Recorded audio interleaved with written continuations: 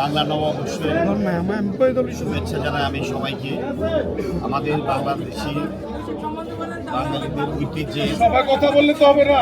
1433 সালের আজকের প্রথম দিন আমরা এই বাংলাদেশি যারা আমরা এই দিবসটিকে আমাদের প্রাণের দিবস, আমাদের নিজস্ব ঐতিহ্য এবং সংস্কৃতির একটা মূল ভিত্তি আমরা মনে করি। নতুন বছরের এই শুরুতে বিগত সময়ের গ্লানি, দুঃখ, কষ্ট সব কিছু গুছিয়ে আমরা শুধু ঐক্যবদ্ধভাবে নতুন বাংলাদেশ বিনির্মাণে গত 12ই ফেব্রুয়ারির যে নির্বাচনে যে গণতান্ত্রিক সরকার প্রতিষ্ঠা হয়েছে সেই সরকারের অগ্রযাত্রা এবং সরকারের পক্ষ থেকে আমি আমার ভৈরবপুরের অঞ্চলের নির্বাচনী এলাকার সমস্ত জনগণকে এবং দেশবাসীকে আমি নববর্ষের শুভেচ্ছা জানাই। আজকে আমরা এই বিশ্ববিদ্যালয় ছাত্র সংসদ ভৈরব শাখার পক্ষ থেকে এই র্যালির পূর্ব আমি এই সংক্ষিপ্ত আলোচনায় আমি প্রথমেই ধন্যবাদ জানাই বিশ্ববিদ্যালয় ছাত্র সংসদের সভাপতি, সেক্রেটারি সহ সকল নেতৃবৃন্দকে। প্রতি বছরের ন্যায় ভৈরবের এই যে একটি অত্যন্ত সুন্দর একটি অনুষ্ঠান তারা করে থাকে, আজকে তার শুরু হচ্ছে এই র্যালির মাধ্যমে।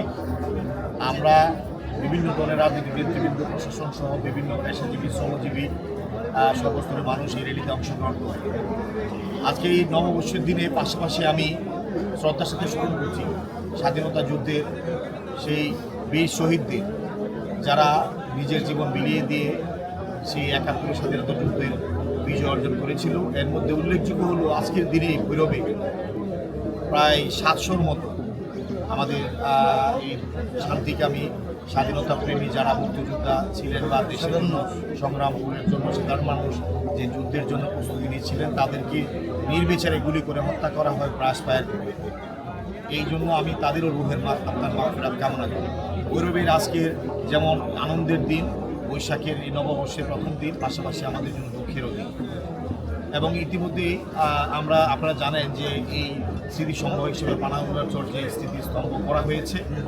এটা আমরা এটার চলাচলের জন্য যে রাস্তার কথা বলেছেন, এটা আমাদের সরকার, বিশেষ করে আমরা দায়িত্ব পেয়েছি 2 মাস হয়নি এখন। ইতিমধ্যে এই রাস্তাটা এলজিডি প্রকল্পে ঢুকানো হয়েছে। ইনশাআল্লাহ দ্রুত সময়ের মধ্যেই রাস্তাটা সম্পন্ন হবে।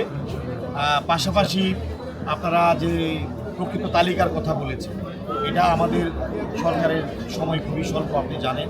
আমরা সারা বাংলাদেশেই মুক্তিযোদ্ধাদের প্রকৃত তালিকা করার জন্য মুক্তিযোদ্ধা মন্ত্রণালয়ের মাধ্যমে আমরা কার্যক্রম শুরু করেছি। এটা আপনারা জানেন যে মুক্তিযোদ্ধা মন্ত্রণালয় প্রতিষ্ঠা করেছে বিগত 2001 সরকারের সময় মাননীয় প্রধানমন্ত্রী প্রয়াত দেশনেত্রী বেগম খালেদা জিয়া। আমরা মুক্তিযোদ্ধাকে অত্যন্ত জাতির শ্রেষ্ঠ সন্তান যেমনিভাবে মনে করি, তাদের পুনর্বাসন, তাদের প্রজন্ম, সব কিছুকে সবাইকেই আমরা সেভাবেই সম্মান করি। আর এই যে গণহত্যা, এরকম বাংলাদেশের অনেক জায়গাতেই এরকম গণহত্যা করা হয়েছে। এই গণহত্যার প্রকৃত তালিকা যাতে হয়, এই ব্যাপারে আমি আমার সরকারের সাথে কথা বলবো। ভৈরবের যারা গণহত্যা শিকার হয়েছেন সেই সমস্ত পরিবার বা হতাহতদের প্রকৃত তালিকা যাতে হয়, সে ব্যাপারে আমরা ইনশাল্লাহ কাজ করব। আজকে আমি এই র্যালির জন্য বিশেষ করে নববর্ষের শুভেচ্ছা জানাই আমার ভৈরবপুরের সবাইকে। এবং আমরা আগামী দিনে পিছনে ফেলে সামনের দিনে আমরা এগিয়ে যাব। সবাই মিলে আমরা সমস্ত ভেদাভেদ ভুলে ঐক্যবদ্ধভাবে আমাদের স্বপ্নের ভৈরবকে আমরা সাজাতে চাই। আমরা যে প্রত্যাশার জায়গায় আমরা কমিটমেন্ট করেছি, ওয়াদা করেছি, সেই জায়গায় আমরা যেতে চাই। সেক্ষেত্রে আজকের দিনে আমি সবাইকে বলবো, আসুন সমস্ত ভেদাভেদ ভুলে আমরা ধনী গরিব নয়, আমরা কে কোন বাড়ি বর্ণ কোন দল সেটা নয়, আমরা সবাই ঐক্যবদ্ধভাবে আগামী দিনে আমরা এই ভৈরবকে উচ্চতর শিখরে পৌঁছানোর জন্য আমরা কাজ করি। এবং বিশেষ করে আমরা আগামী দিনে বাংলাদেশ জাতীয়তাবাদী দলের যে সরকার প্রতিষ্ঠা হচ্ছে জনগণের ভোটের মাধ্যমে, আমি মাননীয় প্রধানমন্ত্রীর পক্ষ থেকে আমি আমার ভৈরব জন্য আমার নির্বাচনী এলাকা সহ দেশবাসীকে নববর্ষের শুভেচ্ছা জানাচ্ছি।